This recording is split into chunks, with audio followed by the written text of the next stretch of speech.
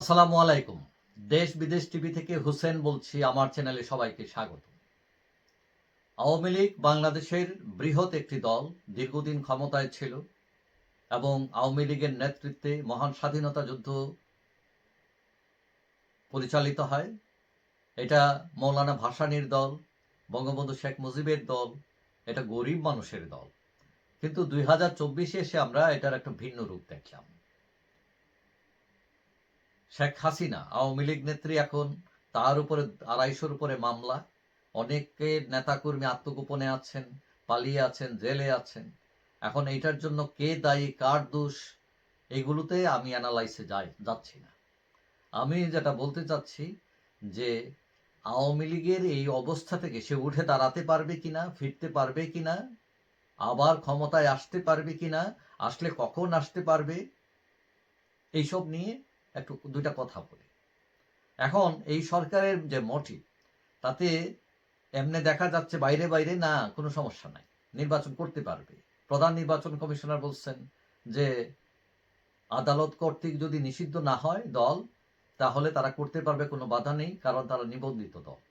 কিন্তু প্রধান নির্বাচন কমিশনার এটা বলার দরকার কি, যে আদালত দ্বারা যদি নিষিদ্ধ না হন, আদালত কি বলছে উনাকে যে উনি নিষিদ্ধ করবে, নাকি কেউ গিয়ে অ্যাপ্লিকেশন করছে? তো এই কথাটা এখন বলার দরকারটা কি? সোজা বললেই হয় যে আওয়ামী লীগ নিবন্ধিত দল, সে নির্বাচন করতে পারবে। এখন সরকার যদি করে থাকে, আদালত করে থাকে, আগে করুক, তারপরে কথা বলেন। আগ বাড়ায় কথা বলতেছেন কেন আপনারা? মানে মনের ভিতর, সবার ভিতরে কি ওইটা খোঁচাইতেছে? এখন সরকার ক্লিয়ারলি কিছু বলতেছে না, ছাত্ররা বলতেছে না হবে, তারা যাইতে পারবে বিচারের পর। এখন তারা কারা? তারা কি জনপ্রতিনিধি, বা তাদের কোনো এরকম দল আছে যে তারা 30-40% মানুষের প্রতিনিধিত্ব করে? তা তো না। এখন সরকার যেটাতে দৃঢ় প্রতিজ্ঞতা দেখাচ্ছে সেটা হলো তারা বিচার করবে, মানবতা বিরোধীর অপরাধের বিচার, দুর্নীতির বিচার। ঠিক আছে, কেউ যদি অপরাধ করে বিচার হোক, দ্যাটস ফাইন। কিন্তু আওয়ামী লীগকে নির্বাচন থেকে সরাবেন, করতে দিবেন না ফোর্সলি, বা চক্রান্ত করে তার নিবন্ধন বাতিল কিংবা কোনো সামহাওকে আটকানো, এইটা করলে সরকারই বেকায়দায় পড়বে, দেশ উপকৃত না হয়ে দেশের ক্ষতি হবে, গণতন্ত্রের ক্ষতি হবে। কারণ আওয়ামী লীগের কোটি মানুষের দল আওয়ামী লীগ, সবাই তো অপরাধ করেনি, কয়েকজন হাতে গোনা হয়তো করছে সেটা।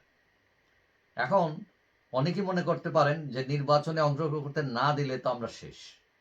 কিন্তু না, আমি মনে করি নির্বাচনে অংশগ্রহণ করতে না দিলে, অথবা আওয়ামী লীগ যদি নিজে না করে, আওয়ামী লীগের লাভ বেশি, করলে মানে বরং লাভ কম।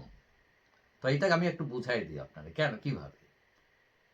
আওয়ামী লীগ যদি অংশগ্রহণ করতে দেয়, তাহলে আওয়ামী লীগ কি করবে? দিবে, কিন্তু এখন এটা ডিক্লেয়ার দিবে না, নির্বাচন কয়েকদিন আগে, যাতে আওয়ামী লীগ খুব একটা সুযোগ না পায় নিজেকে গুছাতে। প্লাস আওয়ামী লীগের নেতাকর্মী যারা অনেকেই আছেন, তারা জেলে আছেন, বন্দী থাকবে, নির্বাচন করতে পারবেন না। অর্থাৎ দুর্বল আওয়ামী লীগকে তারা নির্বাচন করতে দিবে, যদি দেয়। তাতে আওয়ামী লীগ বড় একটা কিছু গেইন করতে পারবে না।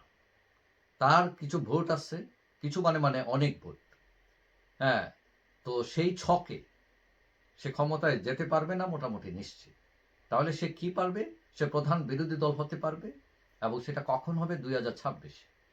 এবং এটা ধরে রাখেন, যদি বিএনপি ক্ষমতায় যায়, জামাত বলেন, ছাত্র বলেন, যারাই ক্ষমতায় যাক না কেন, তারা আওয়ামী লীগ প্রধান বিরোধী দল হলে 2 বছরের বেশি টিকবে না। আওয়ামী লীগের দাপটের কাছে তারা বর্জ্য 2 বছর টিকবে। তাহলে কতদিন পর্যন্ত থাকবে? 2026-এ নির্বাচিত হলে 2028 পর্যন্ত। তারপরে তারা আগাম নির্বাচন দিতে বাধ্য হবে আওয়ামী লীগের আন্দোলনের মুখে।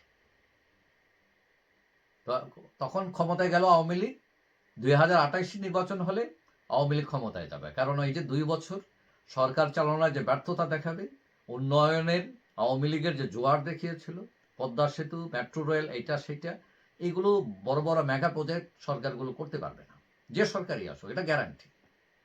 তখন আবার আওয়ামী লীগ পপুলার হবে, তাদের ব্যর্থতার কাঁধে পা দিয়ে আওয়ামী লীগ 2028 সালে ক্ষমতায় যাবে।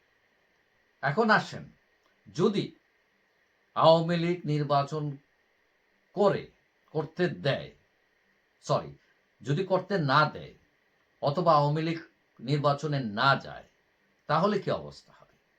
তাহলে আওয়ামী লীগ কিন্তু নির্বাচন দিনের থেকেই আন্দোলনে শুরু হবে, উঠে দাঁড়ানোর তার উচ্ছ্বাস থাকবে, তার স্পিড থাকবে, এবং সে কৌশল নিতে পারবে সরকারকে বেকায়দায় ফেলার জন্য।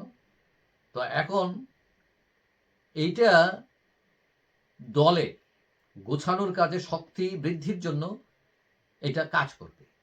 তো সুতরাং দল যদি নির্বাচনে যেতে না দেয় অথবা না যায়, তাহলে দলের জন্য কিন্তু ভালো, কারণ দল তখন গুছিয়ে উঠবে, শক্তিমত্তা দিয়ে নতুনভাবে জাগবে এবং তারা আন্দোলন করবে।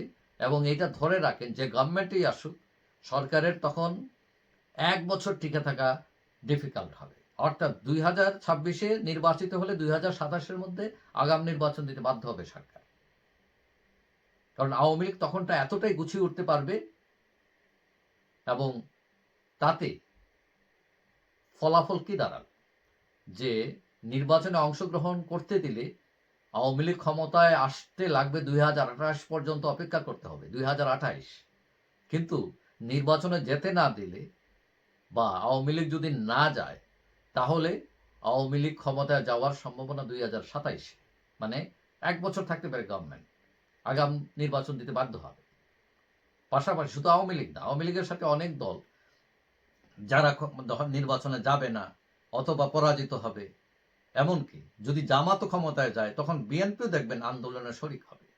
সো আসলে যদি আওয়ামী লীগকে নির্বাচনে যেতে না দেয় অথবা আওয়ামী লীগ না যায়, এটা আওয়ামী লীগের জন্য লাভ বেশি, তার ক্ষমতায় যাওয়ার জন্য লাভ বেশি।